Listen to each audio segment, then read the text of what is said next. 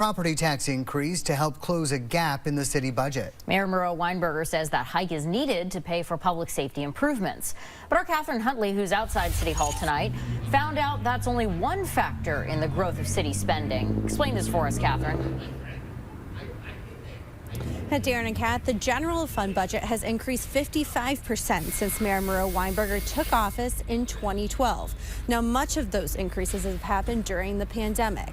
And now, in order to balance the budget, the mayor is proposing a tax increase combined with spending cuts. Mayor Murrow Weinberger is in the final months of a 12-year run as mayor.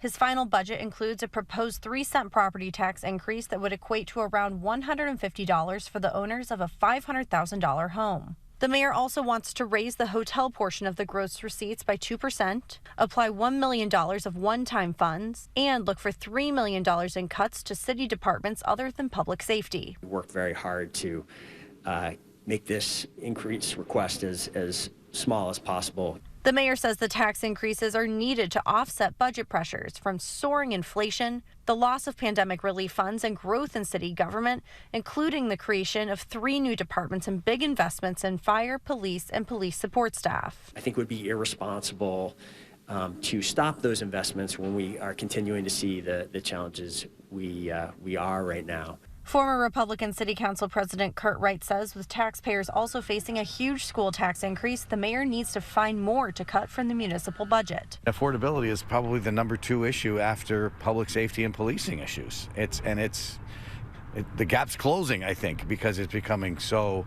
expensive to live in the city that we love.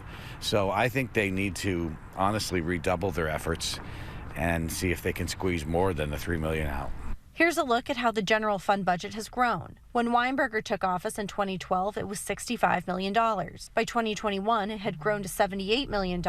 But since then, spending has ramped up more quickly to $87 million in fiscal year 22, $96 million in 23, and $101 million this year. That's a 30% increase in just 4 years. Weinberger says that growth in spending has not all been on the backs of local taxpayers, but the most significant impact is inflation. Some of those budget years include substantial federal funds for costs that go away. Some of them include new services, but that are being entirely paid for by new sources of revenue, whether those are opioid settlement dollars or ongoing federal funds. Now this proposed tax increase comes as the school district is asking for a 14% tax increase to help build the new high school. That would add $1,000 to a tax bill of a $500,000 home.